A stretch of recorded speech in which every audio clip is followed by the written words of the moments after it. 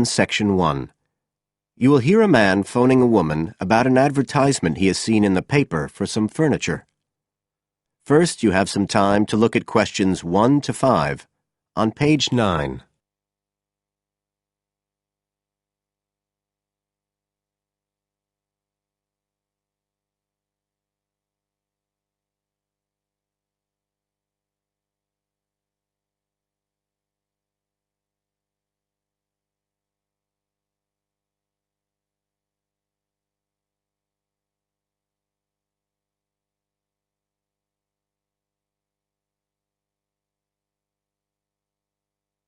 You will see that there is an example which has been done for you. On this occasion only, the conversation relating to this will be played first.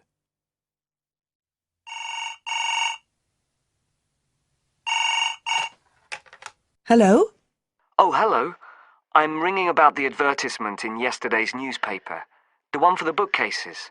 Can you tell me if they're still available? We've sold one, but we still have 2 available. The number of bookcases available is 2. So 2 has been written in the space. Now we shall begin. You should answer the questions as you listen, because you will not hear the recording a second time. Listen carefully and answer questions 1 to 5.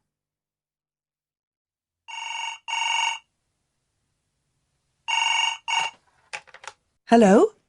Oh, hello. I'm ringing about the advertisement in yesterday's newspaper. The one for the bookcases. Can you tell me if they're still available? We've sold one, but we still have 2 available. Right. Can you tell me a bit about them? Sure. What do you want to know? Well, I'm looking for something to fit in my study. Well, I'm not too worried about the height, but the width's quite important. Can you tell me how wide each of them is? They're both exactly the same size. Let me see, I've got the details written down somewhere.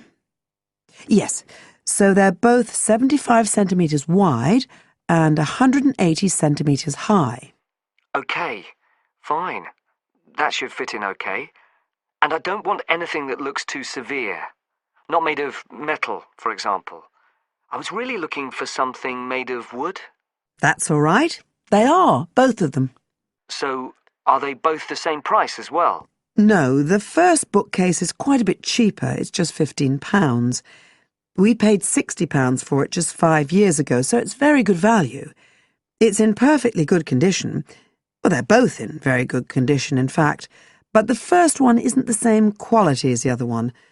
It's a good, sturdy bookcase. It used to be in my son's room, but it could do with a fresh coat of paint. Oh, it's painted. Yes, it's cream at present. But as I say, you could easily change that if you wanted, to fit in with your colour scheme. Yes, I'd probably paint it white if I got it. Let's see, what else? How many shelves has it got? 6. 2 of them are fixed, and the other 4 are adjustable, so you can shift them up and down according to the sizes of your books. Right, fine. Well, that certainly sounds like a possibility. Before you hear the rest of the conversation, you have some time to look at questions 6 to 10 on page 9.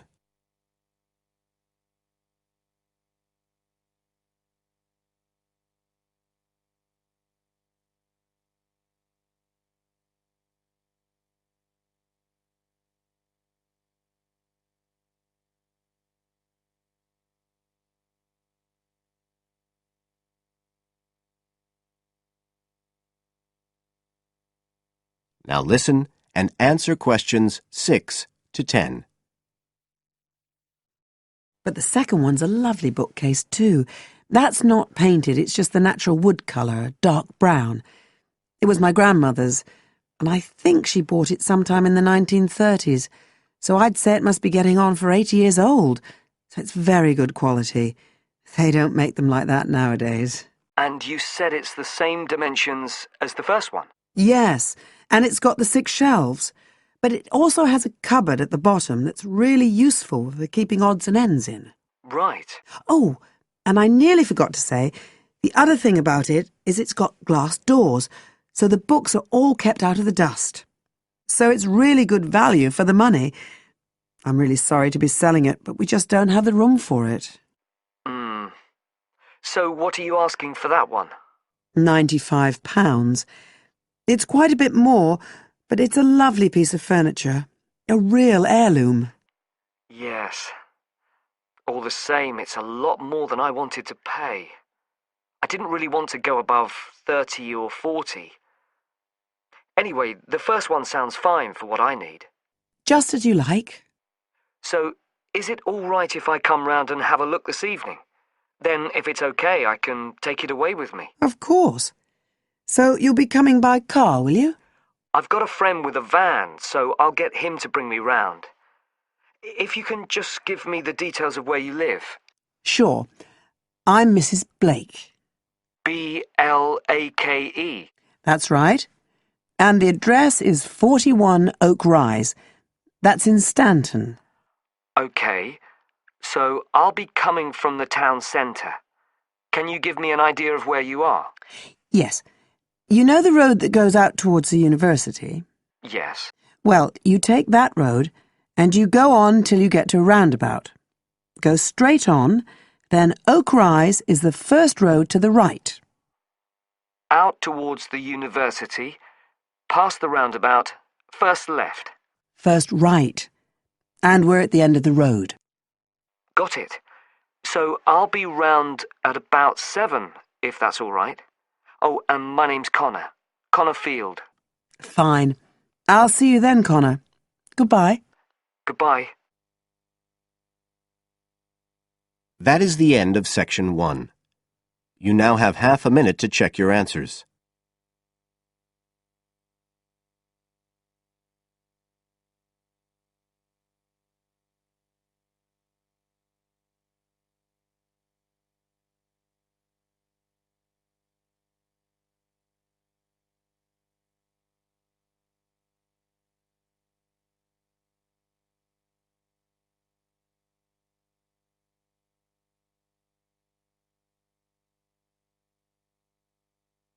Now turn to section 2 on page 10.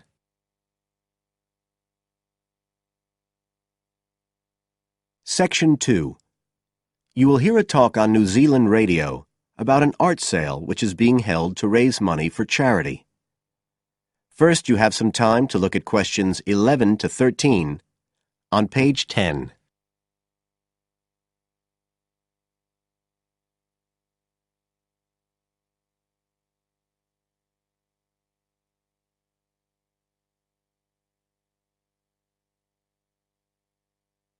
Now listen carefully and answer questions 11 to 13. One of the most anticipated art events in Christchurch is the charity art sale, organised this year by Neil Curtis. Neil, tell us all about it. Well, Diane, this looks like being the biggest art sale yet. And the best thing about it is that the money raised will all go to charity. So what you probably want to know first is where it is. Well, the pictures will be on view all this week, most of them at the Star Gallery in the shopping mall. But we have so many pictures this year that we're also showing some in the cafe next door. So do drop in and see them any day between 9 and 5. Now, if you're interested in buying rather than just looking, and we hope a lot of you will be, the actual sale will take place on Thursday evening, with sales starting at 7:30. Refreshments will be available before the sale, starting at 6:30. We've got about 50 works by local artists showing a huge range of styles and media, and in a minute I'll tell you about some of them. You're probably also interested in what's going to happen to your money once you've handed it over. Well, all proceeds will go to support children who are disabled, both here in New Zealand and also in other countries. So you can find an original painting, support local talent, and help these children all at the same time. Before you hear the rest of the talk, you have some time to look at questions 14 to 20 on page 11.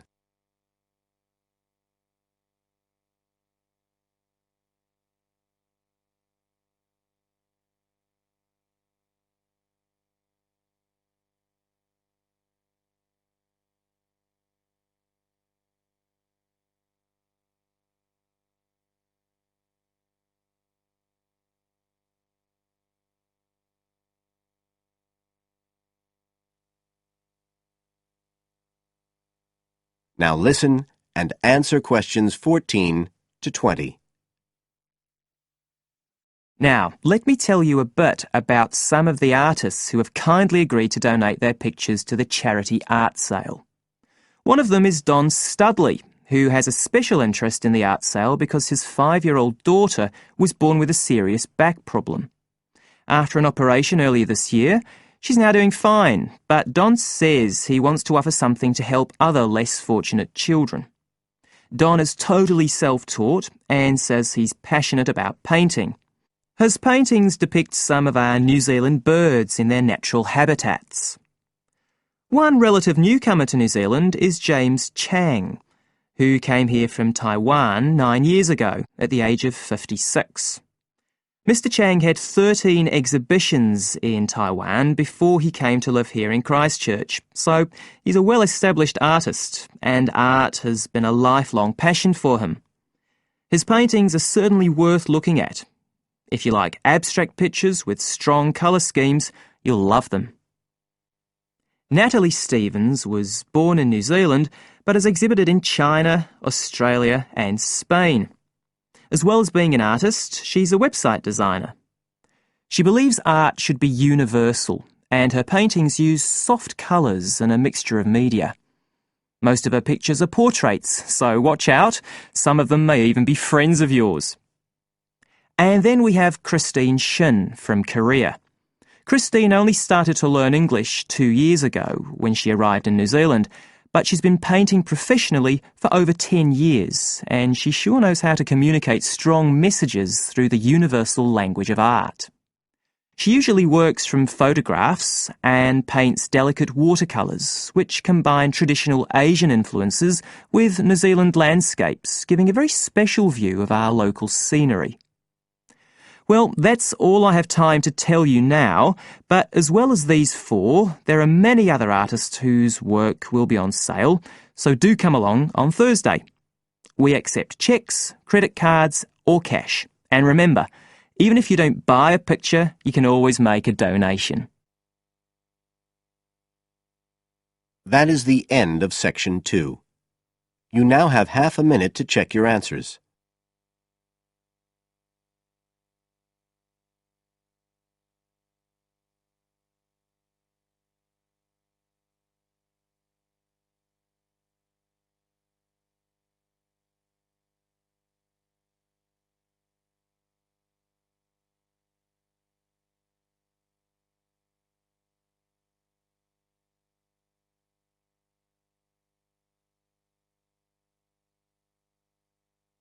Now turn to Section 3 on page 12.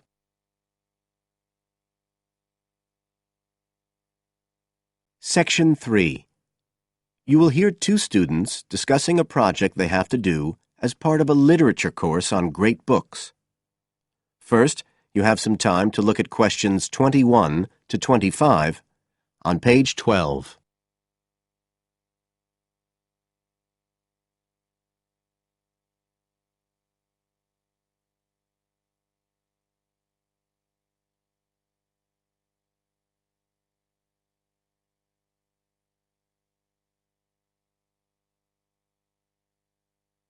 Now listen carefully and answer questions 21 to 25. Hi, Joey. How are you doing? I heard you were sick. Oh, hi, Olivia. Yeah, I had a virus last week, and I missed a whole pile of lectures, like the first one on the great books in literature, where Dr. Castle gave us all the information about the semester project. I can give you copies of the handouts. I've got them right here. That's okay. I already collected the handouts, but I'm not very clear about all the details. I know we each have to choose an individual author. I think I'm going to do Carlos Castaneda. I'm really interested in South American literature. Have you checked he's on the list that Dr. Castle gave us? We can't just choose anyone. Yeah, I checked. It's okay. Who did you choose? Well, I was thinking of choosing Ernest Hemingway, but then I thought, no, I'll do a British author, not an American one. So I chose Emily Bronte. Okay. And first of all, it says we have to read a biography of our author. I guess it's okay if we just look up information about him on the internet? No, it's got to be a full-length book. I think the minimum length's 250 pages. There's a list of biographies. Didn't you get that? Oh, right. I didn't realize we had to stick with that. So, what do we have to do when we've read the biography? Well, then we have to choose one work by the writer.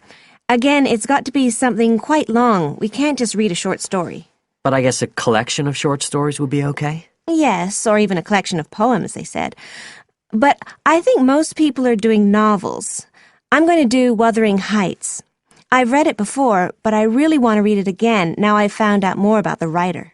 And then the video. We have to make a short video about our author and about the book. How long has it got to be? A minute. What? Like 60 seconds? We got to give all the important information about their life and the book we choose? Well, you can't do everything. I wrote it down somewhere. Yes, Dr. Castle said we had to find or write a short passage that helps to explain the author's passion for writing, why they're a writer. So we can back this up with reference to important events in the writer's life, if they're relevant. But it's up to us, really. The video's meant to portray the essence of the writer's life and the piece of writing we choose. So, when we read the biography, we have to think about what kind of person our writer is. Yes, and the historical context and so on.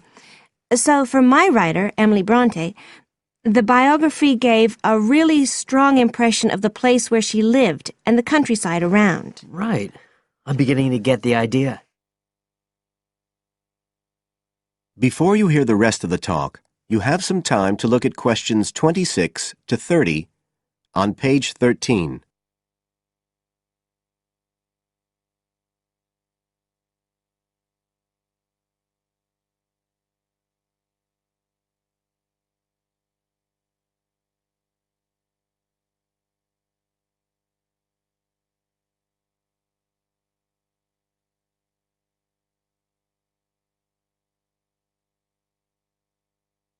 Now listen and answer questions 26 to 30. Can I check the other requirements with you? Sure. The handout said after we'd read the biography, we had to read the work we'd chosen by our author and choose a passage that's typical in some way, that typifies the author's interests and style. Yes, but at the same time, it has to relate to the biographical extract you choose. There's got to be some sort of theme linking them. Okay, I'm with you. And then you have to think about the video.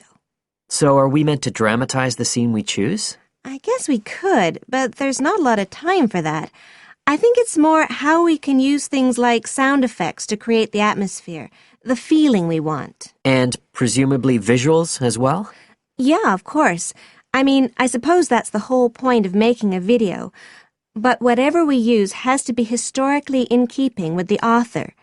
We can use things like digital image processing to do it all. So we can use any computer software we want? Sure. And it's important that we use a range, not just one software program. That's actually one of the things we're assessed on. Okay. Oh, and something else that's apparently really important is to keep track of the materials we use and to acknowledge them. Including stuff we download off the internet, presumably? Yeah, so our video has to list all the material used with details of the source in a bibliography at the end. Okay. And you were talking about assessment of the project. Did they give us the criteria? I couldn't find anything on the handout. Sure, he gave us them in the lecture. Let's see, you get 25% just for getting all the components done. That's both sets of reading and the video. Then the second part is actually how successful we are at getting the essence of the work.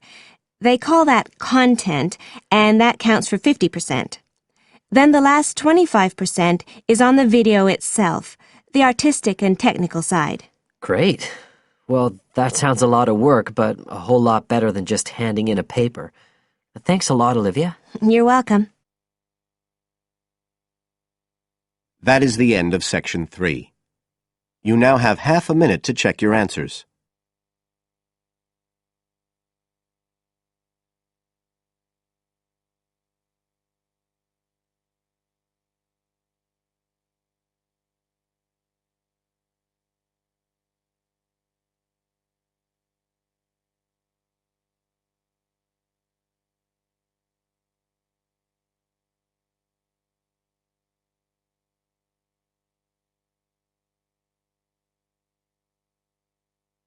Now turn to Section 4 on page 14.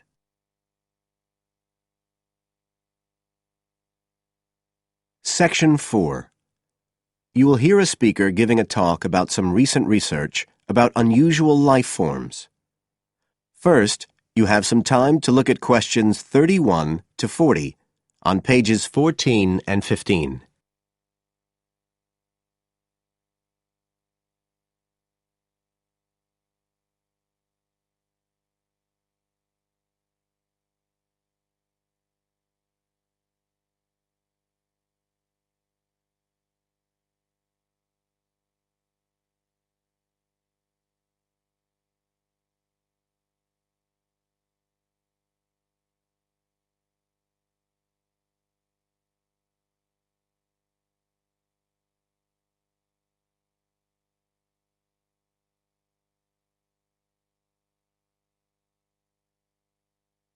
Now listen carefully and answer questions 31 to 40. Hello, everybody, and welcome to the 6th of our ecology evening classes. Nice to see you all again. As you know from the programme, today I want to talk to you about some research that is pushing back the frontiers of the whole field of ecology. And this research is being carried out in the remoter regions of our planet, places where the environment is harsh and, until recently, it was thought that the conditions couldn't sustain life of any kind. But life forms are being found, and these have been grouped into what is now known as extremophiles. That is, organisms that can survive in the most extreme environments. And these discoveries may be setting a huge challenge for the scientists of the future, as you'll see in a minute. Now, the particular research I want to tell you about was carried out in Antarctica, one of the coldest and driest places on Earth. But a multinational team of researchers from the US, Canada, and New Zealand recently discovered colonies of microbes in the soil there where no one thought it was possible. Interestingly enough, some of the colonies were identified as a type of fungus called Bouveria bassiana, a fungus that lives on insects. But where are the insects in these utterly empty regions of Antarctica? The researchers concluded that this was clear evidence that these colonies were certainly not new arrivals. They might have been there for centuries, or even millennia. Possibly even since the last ice age. Can you imagine their excitement? Now, some types of microbes had previously been found living just a few millimetres under the surface of rocks, porous Antarctic rocks.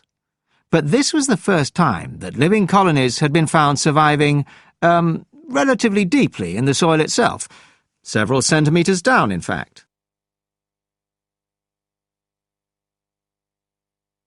So, the big question is, how can these colonies survive there? Well, we know that the organisms living very near the rock's surface can still be warmed by the sun, so they can survive in their own microclimate. And this keeps them from freezing during the day. But this isn't the case for the colonies that are hidden under the soil. In their research paper, this team suggested that the very high amounts of salt in the soil might be the clue, because this is what is preventing essential water from freezing. The team found that the salt concentration increased the deeper down they went in the soil. But while they had expected the number of organisms to be fewer down there, they actually found the opposite. In soil that had as much as 3,000 parts of salt per million, relatively high numbers of microbes were present, which seems incredible. But the point is that at those levels of salt, the temperature could drop to minus 56 degrees before frost would cause any damage to the organisms. This relationship between microbes and salt, at temperatures way below the normal freezing point of water, is a really significant breakthrough.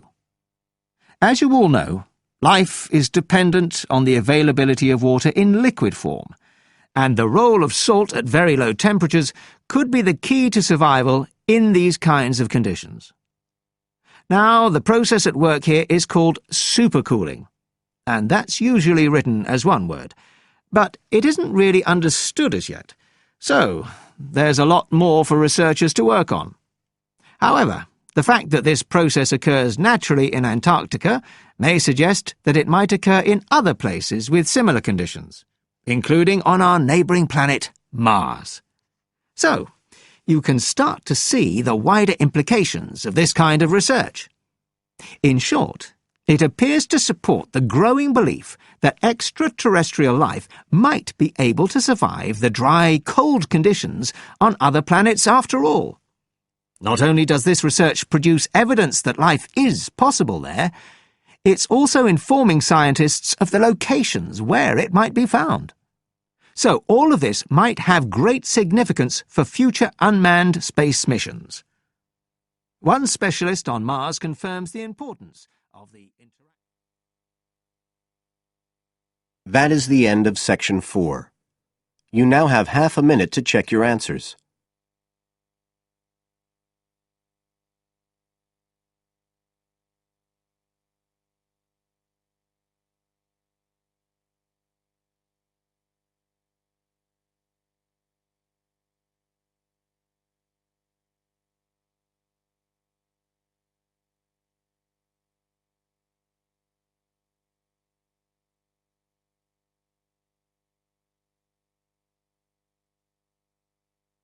That is the end of the listening test. You now have 10 minutes to transfer your answers to the separate answer sheet.